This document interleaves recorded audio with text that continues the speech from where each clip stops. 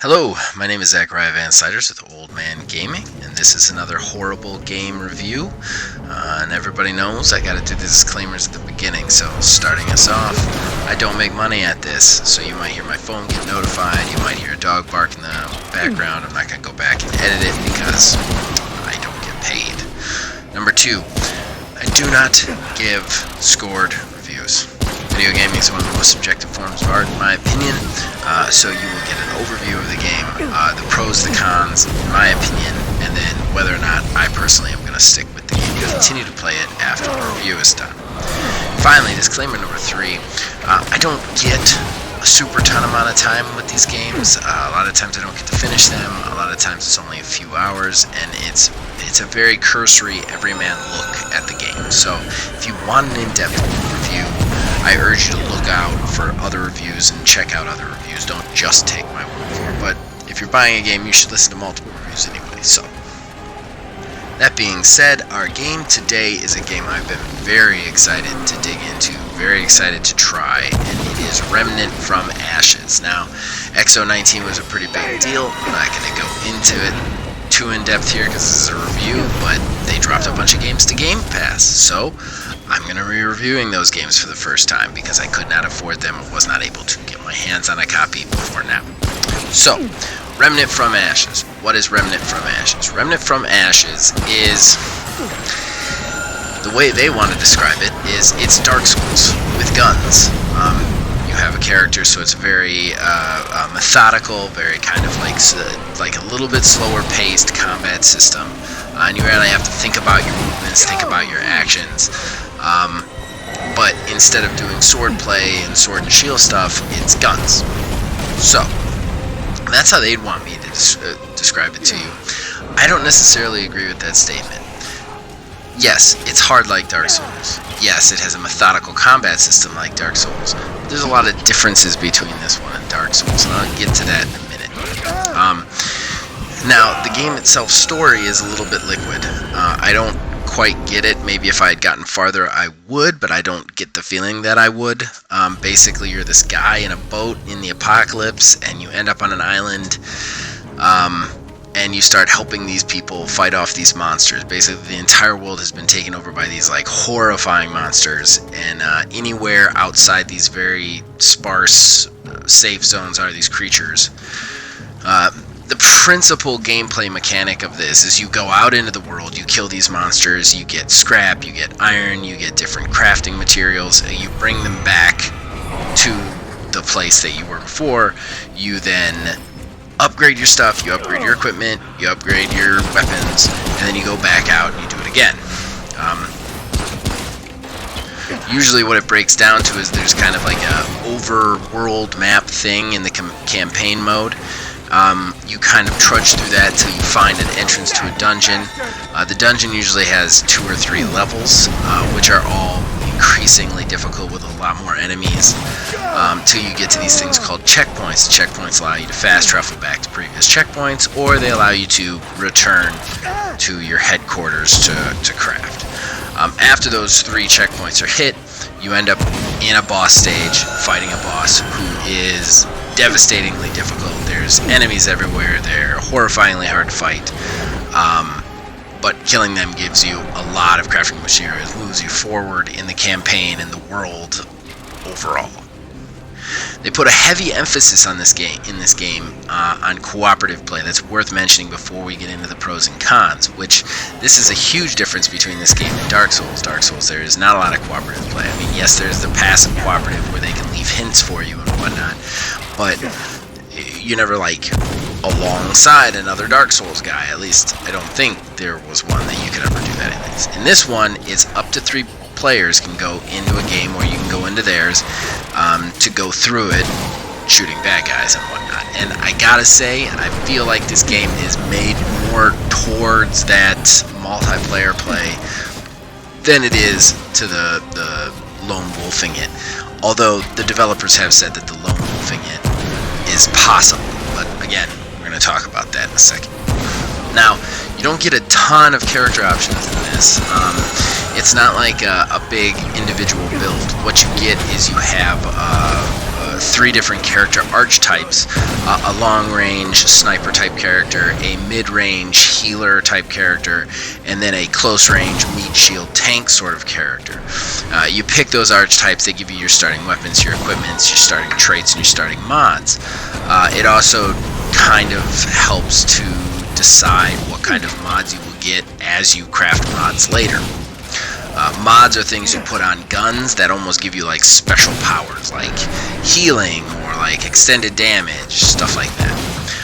And then the only actual character building mechanic you have are these things called traits. You start out with 3, and as you progress through the game, you get more and more. You get trait points as you level up the character, and you put more traits in. It increases stuff like your health, your stamina, which is consumed by sprinting or rolling, which is an absolute necessity, or like your virtue, which increases the amount of time you build your modifications, or teamwork, which helps you buff other players, that sort of thing. I mean, that's pretty much your overview. It's a very simple loop. A lot of games are doing this nowadays. It's a looter shooter in a lot of ways. There's a lot of ways that it's not, though. We'll get to that as well. So with all that said, I think we are safe enough to go into the pros. The pros is the combat is really fun and really satisfying, especially when you're winning. It's the guns are responsive, they're well aimed, they're very balanced. You usually get when you start the game, you get a pistol in one hand and like some other gun in the main hand. My character class that I was playing had a shotgun. Switching between them had real reasons to do it. I mean, in a lot of shooters, like switching your sidearm, why even bother? In this one, like the pistol was just as useful in certain situations as my shotgun was, which I really appreciated that I really had to strategically think about what weapon I was using. You also get a melee weapon, but honestly, I felt like if you're in close combat with the melee weapon, then you've done something wrong, and that's kind of how the game makes you feel. The aesthetic of the characters is really cool. I like my character had like a cowboy hat and a long trench coat. It was very cool. The models move very cool. They're very fluid. One thing I really liked about this game, and this is coming from a place of like Monster Hunter World and Dauntless, I've played a lot of that, where dodge rolling in that is absolute necessity, timing those dodges. The dodges in this game are extremely responsive, and they're really well like controlled. Like it feels like you're dodging in the right direction, and it also feels like when I'm dodging, I'm never accidentally taking a hit somehow. So that was really nice. I really liked that when I hit that dodge, but I never felt like the game was ripping me off by like either lag or something along those lines. Another pro worth mentioning, and this is just a recent ad along with the Games Pass upload, is they added a ping system, which, like I said, since Apex Legends did that, all games should have ping systems. Regardless of what you think of Apex Legends, that was a genius move, and just any multiplayer-based game should have a ping system. And this game has a ping system now, which is really nice. I enjoyed that. Okay, let me see here. There's also kind of like a little bit more of an emotional pro I want to mention, which is the feeling you get when you succeed something in this game is amazing. I'll say a lot of times with super hard games, I tend to avoid them because I don't like to die over and over again. I don't like it to be that hard. I'm not saying that that's not valid. Plenty of players love very hard games, and I have no problems with that. Usually when I die 4 or 5 times at something, I tend to want to play something else. I don't like to die over and over again. I like the power fantasy. This game kept bringing me back, and I died a lot. I mean a lot. Like in my first 2 hours of play, I was just dying constantly. But every time I died, I really wanted to get back in there. I wanted to try and get a little bit further. And it was never so evident as when I was fighting the boss.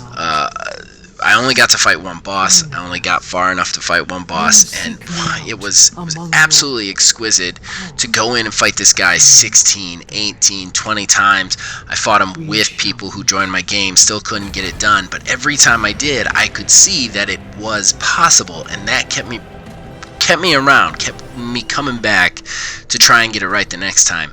And when I killed that guy, I leapt out of my chair and I screamed at the TV because it was absolutely magical. It was akin to when I slayed my first monster in Monster Hunter World. It was just that feeling of satisfaction, and that is really a great pro.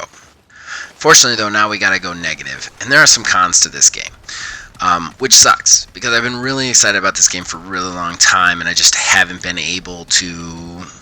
The stars haven't aligned for me to actually purchase it or play it until it went into Games Pass. So I hate to give some negativity, but I have to give some negativity. It is my job.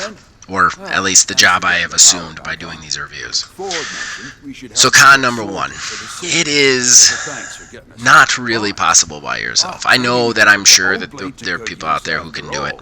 They are better players than me, but and I did beat the first boss by myself, but like it was a lot of tries. Like I said before, it was like 25 tries. It's so hard by yourself, which is very irritating. You're probably thinking to yourself, yeah, but Zach, this is a multiplayer shooter. You're not necessarily supposed to play it by yourself. I mean, they do say that, but did you try playing with other people? Now, that brings me to my second con. It is rather hard to play with other people in this game. And for a game that totes its cooperative multiplayer as one of the main features of the game, one of the ways you're supposed to play it, it is relatively hard to get people to play in your game. And by hard, I mean there's no real options to like get them summoned to you. In Monster Hunter World, if I go into a hunt and I want people to join me, I immediately hit an SOS flare. It puts me in a queue with just tons of other people from all other games, and I almost immediately have a full party. With this game, all you can do is you can set like your match to be a public match, which means that you might get somebody joining you if somebody's trying to join other people. But it's not like Destiny where you're in a world and you can just run into people and do stuff together or something like that. So I had my match public literally the entire time I was playing, and one person joined me. One person. That was kind of weird for how much this is supposed to be an online game. And I know there are people playing this, so it kind of surprised me. The other thing, like if you want this to be that competitive shooter, it should be easier for me to get people to play with me or just to matchmake. There should be an option where I can just put on like matchmake, like put me into matchmaking, and then it just brings people into my game. There is a way to join other people's games. I found that highly satisfying. I found it almost more satisfying than the original game. Even though you get the story kind of out of place, you can just hit join game, you can hit matchmaking, it sticks you into somebody's game where they don't have 3 people, and then you're just playing, you're off to the races. And honestly, the best experience I had with the game, I joined into somebody's game. They were in this big boss hell fight, and I jumped in and helped them out. The other con, though, about joining games and about multiplayer is you can't, when you join somebody's game, you don't just beam into the world. The person playing in that game has to die or make it to a checkpoint, and the checkpoints are far and few in between.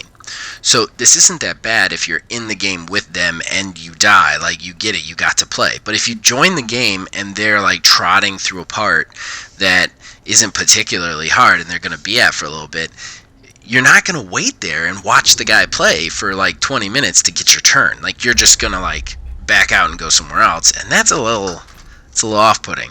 And I get that they don't want you just to beam into a boss fight and change the entire like layout of it, but they've got to have some way that it makes it a little bit easier for people to get into games, get out of games, and play with other people. They just do. It's a cooperative shooter. I mean, that's one of the things they've marketed it as. They're not doing quite enough to do it. Alright, so my third con is there is kind of a lack of customization here. You get mods that you can put on your weapons, which are great. They're like special abilities that you can do. You can also buy different weapons. But as far as the crafting goes, you just kind of like upgrade your weapons and your armor. You just keep upgrading them. I'm sure that you could get different ones later, but I felt like for the amount of time I played, I felt like I should have gotten some more weapons or armor to switch them out, and I didn't. I just got more and more crafting supplies to build these things up. I found that a little bit irritating. Like, it's a looter shooter, and I'm not getting loot. I'm just getting, like, scrap to put into them. It kind of, like, it made the, like, I would get these big victories, but, like, and you'd get all these items to pick up, and all of them are just, like, iron scrap. It kind of defeats that celebratory feel. Like, Borderlands has guns going everywhere. And, like, Destiny, even Destiny has a lot of, like, supplies and stuff that you get, and glimmer and money and this and that. With this, there isn't that. There's a big shower, but it's literally just crafting supplies. It bugged me a little bit. The trait system, too, I'm sure that expands a little bit later, but there's not a lot of room for initial builds in the beginning, and I know some people that would put that off. So I feel like the character customization could be a little bit more in depth. I would have enjoyed a little bit more of an expansive character creator or build creator, I guess would be the best way to say it. That does bring us to the stick with it part. The stick with it is hard for me. I do like this game, and I wasn't disappointed by the shooting. I was a little disappointed by the multiplayer aspects. I was hoping to very easily be placed with people, and I found it kind of hard to actually play with other people. So that's a little bit irritating. I also find it insanely hard by yourself, and nobody I know plays it, so I don't have a group to play it with, so it's hard for me to say I'm going to stick with it.